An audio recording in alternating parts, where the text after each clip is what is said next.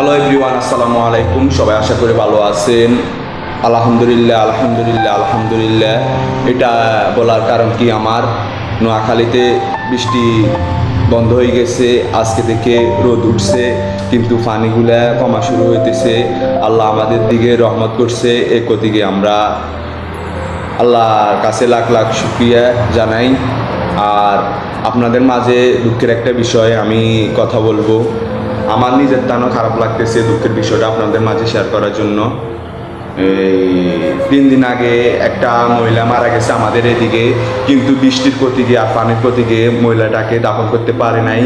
আজকে দাফন করছে।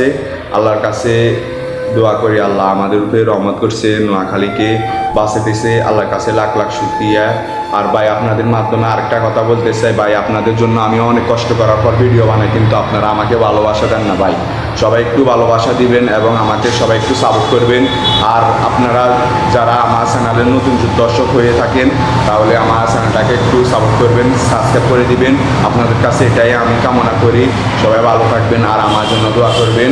আল্লাহ কাছে বলতেছি আর যেন বৃষ্টি না হয়, এটাই আল্লাহর কাছে কামনা করি। সবাই ভালো থাকেন। ঠিক আছে।